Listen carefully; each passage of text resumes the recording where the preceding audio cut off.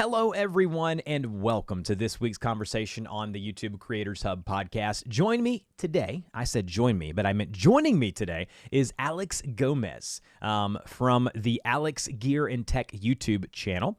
Alex is a content creator from Brazil, living in England for the last 20 years. He's a wearer of many hats, or a solopreneaur, as they say. He's an IT consultant by day, content creator whenever he gets 5 minutes. I love that. He loves spending time with his wife and 11-year-old son. He absolutely loves sports. He's a big Formula One fan since the 1980s, so he's not one of these new age, fans that are coming, Netflix fans, right? And he's a Liverpool supporter. Something people may be surprised about him is that he was DJing in London in the early 2000s. Alex, how are you doing today, my friend? What an intro. Thank you. Yeah, great to be here. Awesome. I am ecstatic about having you. I think you've got an amazing channel. I can't wait to hear the story behind it. But before we do that, I want to kind of give folks a little bit of background. Again, Alex's channel is called Alex Gear and Tech. Obviously, you can probably assume what the channel is based or, kind of sold around there. He is all the way up to almost 81,000 subscribers in just over 300 videos, which is a great ratio, by the way. He does all kinds of technology and gear videos. And so, Alex, if you would, let my audience know the origin story of the YouTube channel. So how did it come to be? Let us know the whole story. Yeah, I mean, almost by accident, it wasn't completely by accident, but, it was one of those things that around 2020, a lot of creators started around that time, right? And I was kind of doing videos for my son's football team because everyone was in lockdown, and I was, kind of getting to know recording videos. And I've always been a bit of a gadget head. I always wanted to buy the latest and greatest bits of gear, right? And no one really wanted to talk to me about that stuff. So creating a channel, made good sense. But I had no idea really about the challenge ahead of me. I started creating I think my first video was about a running shoe. And that video is still in the channel there because I left it for prosperity. But yeah, it was like, okay, now I know the importance of niching down a little bit, as they say, right? And kind of stay in your lane a little bit for YouTube. And yeah, it's been 3 and a bit years now. And yeah, still learning, of course, and, still making mistakes, but kind of getting used to knowing what works and what doesn't work now. One of my favorite things to do, and I've done this for about 4 years now, is I've started whenever I have a guest on the podcast, I always go through and watch at least 4 or 5 of their videos to get a good grasp of kind of what I'm getting into. I normally do a few before I even invite them on the show, and then once they've accepted to come on the podcast, I'll watch a bunch more. I've gotten to, for the past 4 years, I'll go back and I'll sort the videos by oldest, and I'll watch their oldest video. And so I watched that shoe video that you are talking about, because I want to see where you're coming from. I want to see kind of what you started with and where you are today. And I can say, my friend, like myself and everyone else on YouTube, you've come a long way, like the rest of us, because your most recent video uploaded 2 days ago about the new iPhone 15 Pro Max. You're kind of comparing it to another competitive phone, is already over 50,000 views within 2 days. Yeah, so you're obviously doing something right. Talk about did you have any history or background in video production, or did you kind of come at this blindly? Not at all. I mean, at university, I did a little bit of, recording videos back in early 2000s, I guess, late 90s. But yeah, nothing serious, nothing uploading to YouTube or anything like that. Like I said, I had a small channel for my football team, soccer, as they say over there, right? To get the kids to train. But no, nothing serious. So learned everything as I went, really. Like I said, still learning, using AI now even to edit my videos. So yeah, every day is a school day, as they say in content creation. So what has, in the past 3 years since the channel has started, what's been the most difficult thing for you, and how have you gotten over that? How have you kind of tackled that? Whether it's a failure or something that you've struggled with the most with the YouTube channel? A couple of things. I think the most challenging thing for me is balancing everything else. YouTube is still not my. I'm not a full-time content creator yet, and I say yet because it's coming. Plan. I can see the light at the end of the tunnel.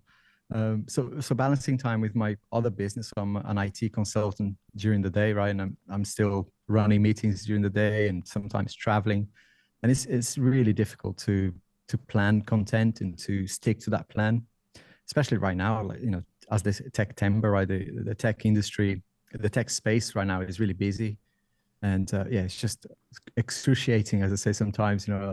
Last weekend, I was up until 5 a.m. on Saturday to get a video out, and a few days later, I was up again until 3 a.m. So it's not glamorous.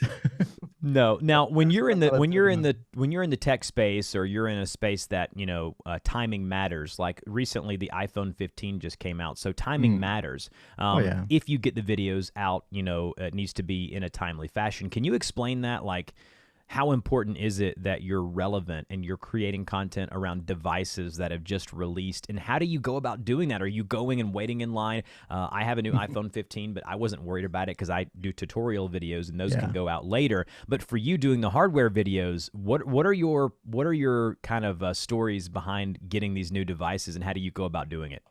So I've got a bit of a secret of the trade here.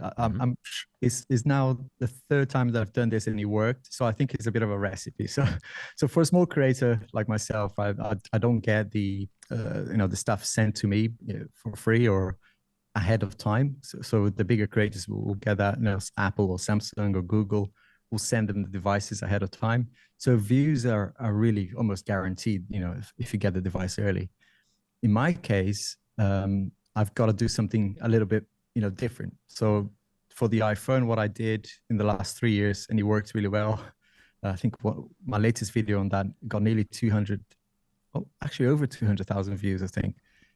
And that was because of timing. Like I said, so I knew that the Apple event is going to be on a certain day, and I planned a video to be released a few hours before the event. So, there'll be a lot of people searching for that content. Everyone is searching for iPhone 15.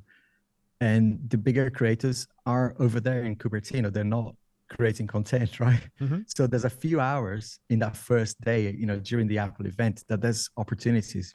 So I do a video about every year, like a buying guide. I use a little bit of, borderline clickbait and say, don't buy the iPhone sort of thing. And that skyrockets every single year. The last 3 years is done the same thing. Now, you talk about clickbait. I would say that it's not clickbait, but it's borderline. And whenever I always coach someone, and my clients ask me about thumbnails and titles, I say, listen, you've got to edge up to that as close as you can. You don't want to get into the arena of it actually being clickbait and it being false information or false advertisement. But you get so close, you're kind of teetering on that kind of thing. Can you speak on that and how important it is that you're accurate and honest, yet you make people want to click? Yeah, and I've pushed that line a few times, and sometimes probably to my detriment. It's one of those mistakes I've learned, which was sometimes you go too far, right? As a small creator, you can get, sometimes, you worked really hard, you're kind of working hours and hours to get this video out, and getting the thumbnail and title to really get the click. Sometimes you end up pushing the boundaries a little bit. And I've done that a couple of times and used, even words that you think, I wouldn't do that today. Let's put it that way. Right. But give us an example of a title that you think you might have went a little too far on. I just called, I think it was the iPad, or it might have been the iPhone a couple of years ago. And I said, it's the same S word. I love this. I was pretty accurate. And I got, it got loads of clicks, loads of people, it divided opinion. But the video itself delivered on more than that, right? It was kind of me explaining why I thought it was the same, and, why it could be better and things like that. So there was some value in the content. But the thumbnail and title, I wouldn't do that today. And I think I've changed a couple things because I appreciate that sponsors look at your channel, and that image is really important, right? But I've pushed that boundary a few times. So I oftentimes say one of the most, the better performing things on YouTube is divisiveness and being able to incur conversation below your video. Conversation below a video is really what makes it pop off as a small creator. People ask me all the time, can you grow a YouTube channel? Can you go viral? I don't care about viral. I mean, virality is great. Going viral is wonderful. But if you really want to pop off as a small small, YouTube creator, create conversation below the fold, right? Make that comment section not necessarily a comment section of them commenting to you, but make it a place where people are having a conversation. And that's really going to make people and make YouTube think, oh, this video is where people want to be. They're congregating around it. And you kind of go there. Let's talk about failure for a minute. You talked about, regretting kind of titling and thumbnailing some stuff the way that you did. What's a failure, from when you've started YouTube that you've learned from and have been able to improve the channel from? I think a good one is to make dedicated videos, as they call it, for people listening, a dedicated video in the tech space. And I think it works in other industries as well, which is, a sponsor comes in and say, right, can you make a video that it's entirely about this product or maybe multiple products, but it's all about one single brand. You can't mention any other brands. It's basically, an entire dedicated ad almost. And I've done a few of those up to last year, and they all tanked. They all really performed really badly. And what that does to your audience, in my case anyway, it's kind of, takes away a little bit of your credibility. So this year I made a commitment to only do those in rare occasions. And I think I've only done 3 this year. And I think, and again, they tanked. But as a small creator, you've got to be honest with your audience and say, look, I will have to do those still because that's how I fund the gear to review, right? And that's how I get the money in to pay for the studio, to pay for the equipment. So there will be those sponsored. Unfortunately, I'm not massive yet that I don't need those sponsored videos. Equally, I won't do anything that I wouldn't believe in myself. So the products that I review, even if it's a dedicated video, I still trust the product. I still test it, and I won't sell something that I'm not believing in. But the mistakes were doing too many of those early on. It was just not good. Right. I think that I remember early on during the podcast, no one had approached me yet about coming on to be a sponsor of the podcast. And I believe by about episode 90 or right around episode 100, there was a company that approached me. And when you're a small creator, I think of it like I have 2 puppies, 2 golden retriever puppies, a couple of rooms down. Anything with food, they start hearing the food bowl. They see the scraps. They're going crazy. Those little puppies are everywhere. They're jumping, they're yapping, they're wanting that little bit of kibble or that little bit of scrap, right? As a small creator, you see those dollars and you're like, oh, I gotta do that. Absolutely. I'm not going to make it. I'm not going to be able to fund it. I'm not going to be able to justify to my spouse or to my partner that I should be doing this because I'm not making money. This would allow me to justify it.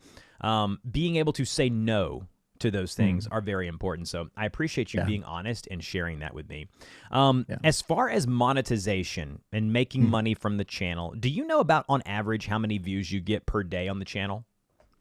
Per day, I think on a good in this good season of Apple releases and Samsung releases, I get about 30 to 40,000. If a video pops up, then there will be those days where you get above 50,000, but usually 30 to 40,000 a day. And in the technologies and gear space, which you're in, how much do you average per month or per day as far as from the ad revenue on YouTube? And you don't have to be exact. You can just give me an estimation. No, the last year has been quite consistent.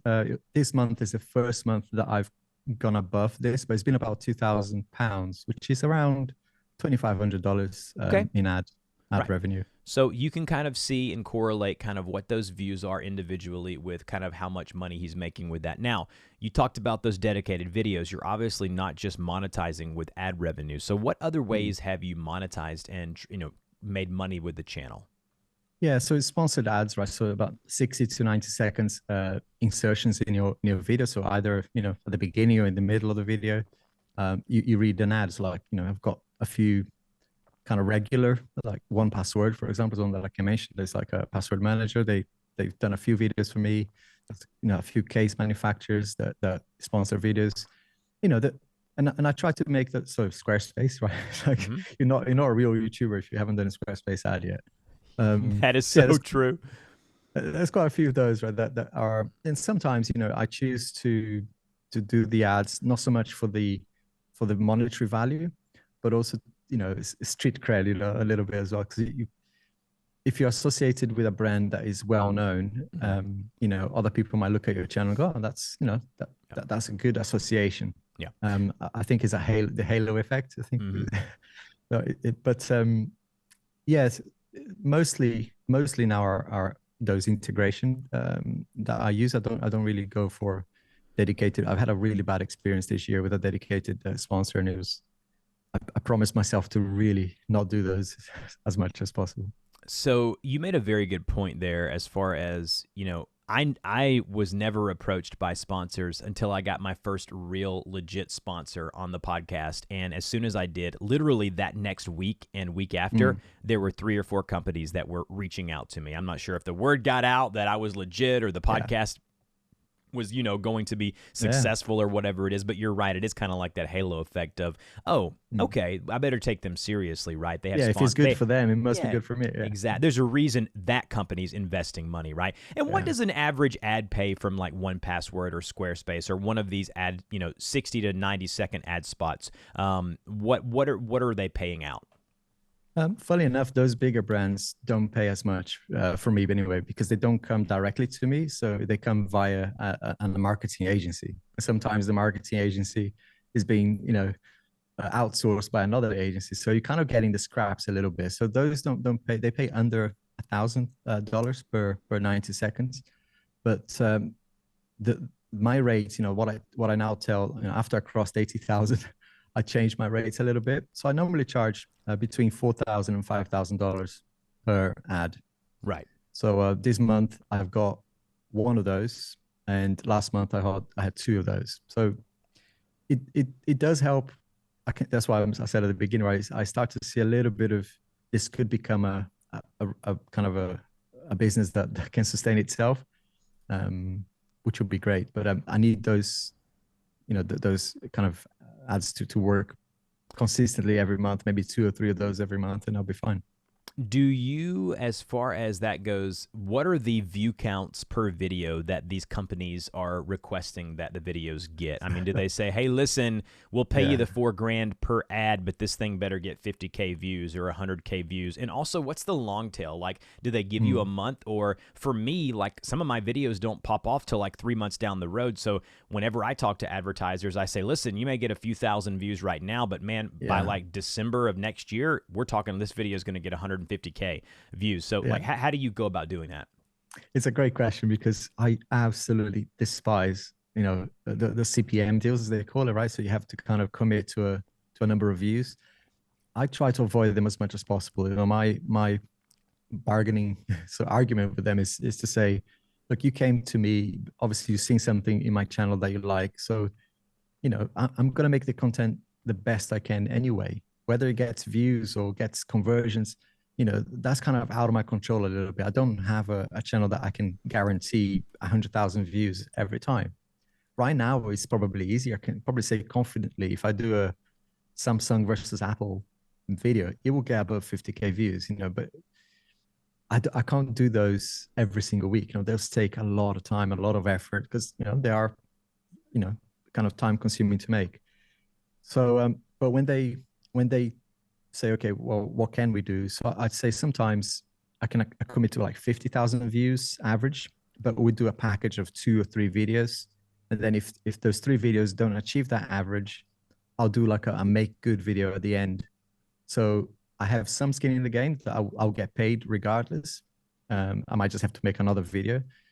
And they have some skin in the game as well because, they're getting 4 videos. But I think taking the risk of just saying, I'll commit to 100,000 views or whatever, and then not delivering and risk not getting paid. I can't do that. It's just, Absolutely. Now, what is something that you wish you would have known sooner now that you are 3 years into this thing? Looking back at these past few years, what are some things or a thing that you say, man, if I would have done that, I could have succeeded even quicker, or I wish I would have done that sooner? there's so many of those, right? So Yeah, one is go ahead. getting a dedicated space would have been, why didn't I do that sooner? Because as soon as I did it, the channel started to grow. I myself felt better for having the space and not knocking things over in my bedroom. So yeah, getting the space was a big one. Another one was, I think, just being aware of, that people like you being genuine. And it sounds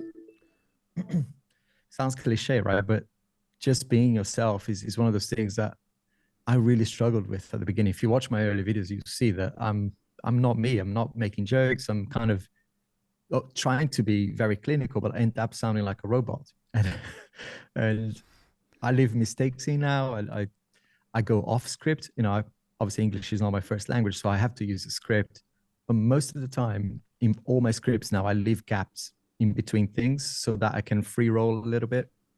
And I just wish I had done that at the beginning, because even if I make mistakes when I'm talking, it sounds more conversational. It sounds more natural. Sometimes I just get the camera and go outside, and those videos do really well when people say, "Oh, I can relate to this guy now." I think that's probably what's going on. It's interesting you say English is not your first language. I never would have guessed it. I mean, I hear your accent, but you're very well spoken. And I would say that doing this YouTube channel has helped your English tremendously, because being able to speak and do this all the time is very important. And you also have a different channel in a different language. Is that correct? That's right. Okay. Yeah. So that's something else I wish I should have done earlier. Okay. Yeah. So let's talk about that. Why did you do it? What success have you found? It's a Brazilian YouTube channel. Is it the same content you're creating on the American channel? Give us your whole thought process behind it. I did it because I feel Brazilians, they've been watching my channel. I mean, a lot of Brazilians watch, like Western channels, because there's not a lot of channels in Brazil that cover tech. And when they do, it takes a lot of time for Brazilians to gather the products themselves. There's not like the same release time. So there's a bit of a gap over there. And I kept, when people found out, I've got behind me, you can't see, but there's a famous Brazilian race fair helmet from the 80s. And I used that in almost all my videos. And people started to go, "Oh, it's a nice helmet. Are you Brazilian?" And say yes. They go, "Oh my gosh, you should make these videos in Portuguese." And once, twice, three times, and then I started to get quite a few of those. And then I thought, well, I'll give it a go. And early this year, I think it was May, I started the channel. I put a video in there saying welcome and a bit of a plan. I said, "Oh, this is what we're gonna do."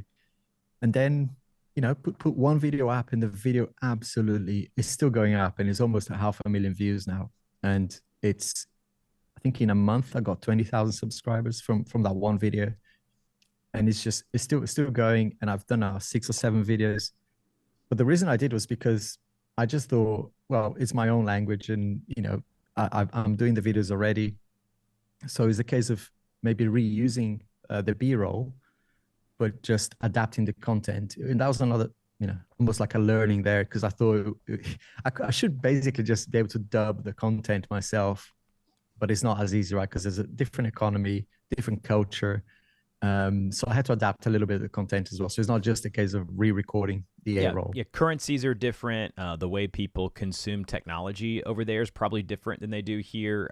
What they utilize it for may be different. So you're right. So knowing the cultural differences is important. I would assume, depending on your niche, if you weren't in the tech space, it might be as simple as just overdubbing it. I know, like Mr. Beast, obviously he's very popular. Yeah. He's got channels in a bunch of different languages. And in the beginning, he was just dubbing it, but now he's actually hired like professional actors and voice actors to do it in a different language. So it's very clever. And I've often thought, a lot of people who watch my YouTube channel, I get about 35,000 views a day on my channel. But the thing is, there's a percentage of those viewers who are from India, and they speak Hindi, or they speak a different language like that in technology, and they want to learn about the things that I'm teaching. I've often thought it would be cool to do like Hindi technology tutorials. I just have never kind of jumped on it, but it may be something that I do in the future. So very interesting to see and to hear you do that. So I did want to mention that. As far as the production of your videos, can you start to finish tell me kind of what the workflow is for you as far as creating a tech video? Yeah, and I can now, because now I feel like it's consistent. So at the beginning of the week, so today, so Monday, Tuesday is when I'm mostly writing. So I take try to block like half a day to write in between those 2 days, in between meetings at work, to just write, because that writing is the bottleneck of everything. If I don't write, there's no videos. Unless I've tried this as well recently, which was just do bullet points and just talk naturally. That's what I do. The bullet points. I found it scary to start with, but then I thought, oh, this could really work. So if I'm really busy, I will do that. But that is, it goes against my my Better judgment, yeah. it's just, yeah, I'm not comfortable yet to do that all the time. But I like getting out of my comfort zone. You know, if I didn't, I wouldn't be here, right? But, so I do that sometimes. But most of the time is writing first, and then from now, so just before this call, I was doing some B-roll behind me here. There's like a glass table and some lighting, and I'll just, you know, do some shots, some you know, with the slider and everything. So I do that, and then between Wednesday and Friday, I try to edit. If I can, I'll record 2 videos between now and, you know, kind of midweek, and then between Wednesday and Saturday, hope, you know, sometimes I release one on Friday and another one on Sunday. Ideally, I'd like to do like a midweek video, and another one on Saturday, and then relax for a bit of the weekend. But it's just, yeah, it doesn't always happen. You talked about managing your time being one of the hardest things to do as a creator. I would completely agree. Yeah. How did you manage it? What have you implemented as far as strategically as a creator and as a family man? What have you done? I'm very particular with my time now. You know, for a long time, I just kind of winged it. You know, for maybe 2 years into the channel, I was just saying, I'll just see how it goes every week, and you end up getting really stressed every weekend. Yes. You kind of, you know, got to get this video out, and sometimes you're late. And so now I've found a way that, you know, basically every bit of free time, I'm with my gear, and I know what the next videos will be. So I'm already kind of shooting B-roll as I'm going through my day. So it doesn't feel like, you know, I have to do it in a particular way, but I'm kind of saving the footage for later, basically. And then, you know, it's all about managing my time with work, really. So some days are less busy, so I don't have a lot of meetings, and I can, you know, squeeze in a couple of hours there to either record the A-roll or record some more B-roll like I did earlier. But then the evening becomes, you know, I kind of reserve at least one day a week where I don't do any content creation in the evening. It's like I'm not monetizing between this time and this time on a Wednesday or whatever, because I want to spend time with, you know, so my son, we do football practice on Wednesday. So usually afterwards we have dinner together, you know, we watch a movie when we get home and things like that. So I'm not doing any work then. Yeah. But most days I'm either here at the studio, or if I'm really good, I just take my gear home and do some editing from home. Yeah, it was hard for me, you know, when my first daughter was really young. She, you know, there's nothing more honest than a child. And, you know, she would say, well, Daddy, I thought you worked during the day, you know, and I would, but then I'd come back in my office. And the hard thing about having a home office, like you said, about getting your own space, is that you never can leave it. It's always there. Yeah. And even though you want to say that you'll go spend time with family and you'll go do things that you need to get done around the house and some, you know, personal things, if you know the work's there and you can make money and you can kind of do things to push the needle forward, you're gonna do it if you have that entrepreneurial mindset. And so I had to put barriers in place or roadblocks in place of like, hey, between this time and this time, I'm not stepping foot in that office. Even if there's an email that comes through, I'm just not going to do it unless it's an emergency, really big emergency. So to hear you say that is very, I would agree, very accurate. It took me time, but I'm glad I got to a point where I can do it. What is, as we close out today, what is next for you, like short-term and long-term for the channel? What would you like to accomplish and to get done?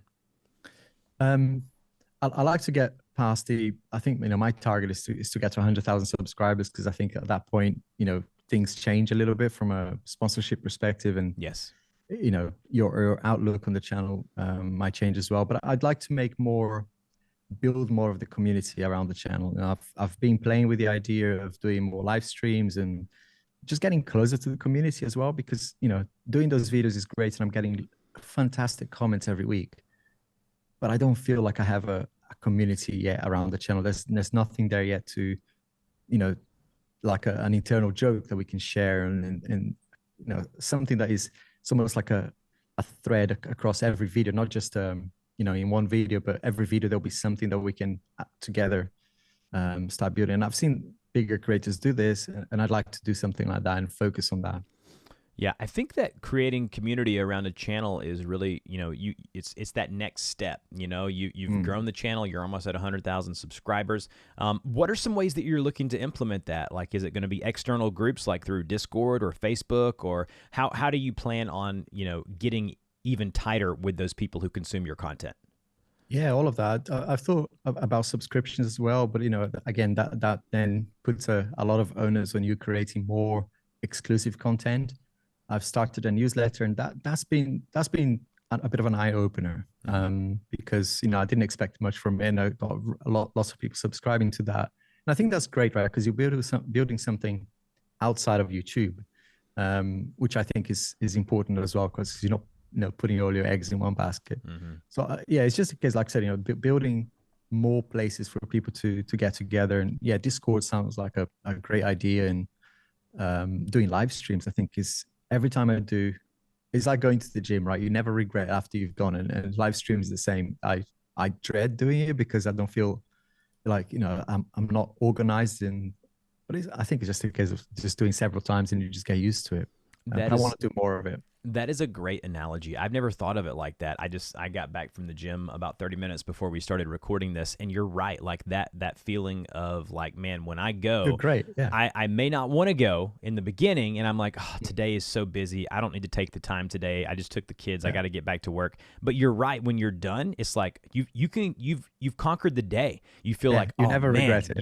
You never regret it. So live streaming is that way. You're right. Where you live stream and you're like, oh, I got to set it up. I've got to link the software. I've got to do this. I got to. But once you start, it's same thing with working out. Once you start streaming, you get into the flow, and these people start commenting and coming in, and you get that kind of rush of, it was good. It's just awesome. So I agree 100%. That's a great analogy. Yeah. So, Alex, what a great conversation. You are an amazing creator, and you are well on your way to 100,000 subscribers. It should happen probably before the end of the year for you. Oh, thanks. Maybe beginning of next year. Maybe whatever. January, yeah. But at the end of the day, you're doing awesome, and we're just so thankful that you were willing to spend your time with us here on the Creators Hub podcast, and we'll talk to you next time.